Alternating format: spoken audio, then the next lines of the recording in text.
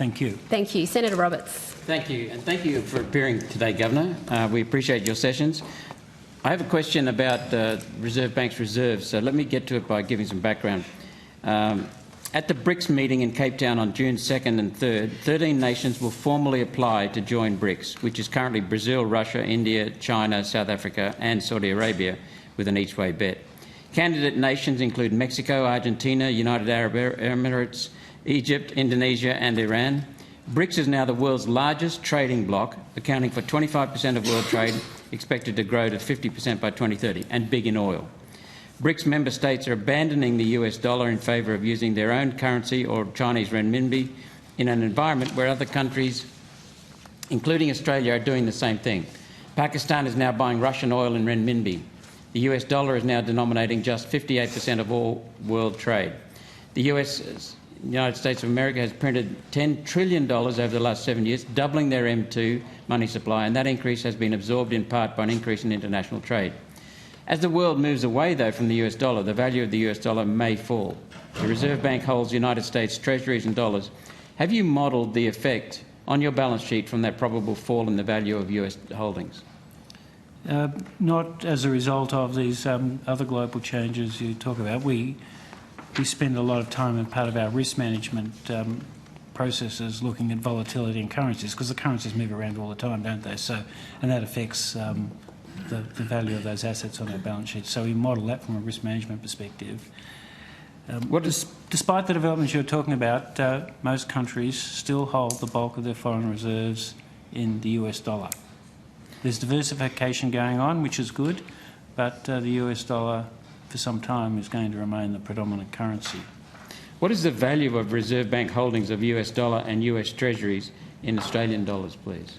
Our total foreign reserves at the moment, I think, are equivalent of 35 billion US dollars, and the sharing, Brad, you dollars, I think, is 55%.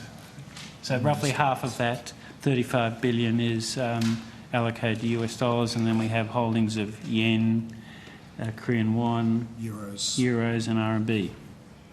So what about treasuries?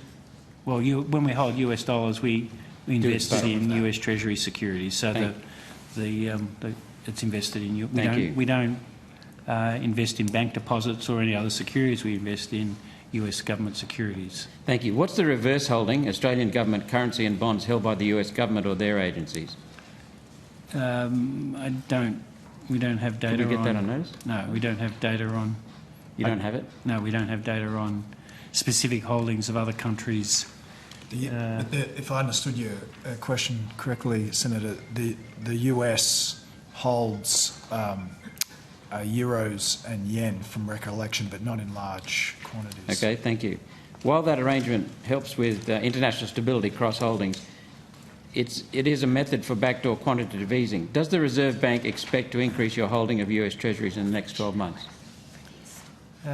We've just done an exercise where we're looking at how much of our balance sheet should be held in foreign assets. We said we've got $35 billion at the moment, and as the size of the economy grows, you would expect that number to kind of gradually increase.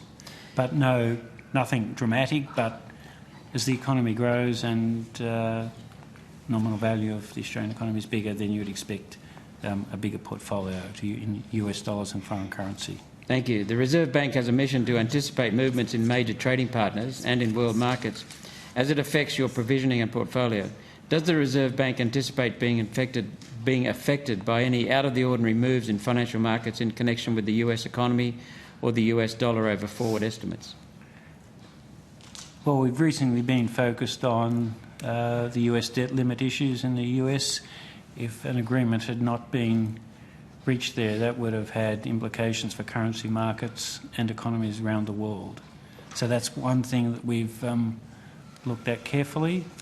Looks like that's been resolved, thankfully.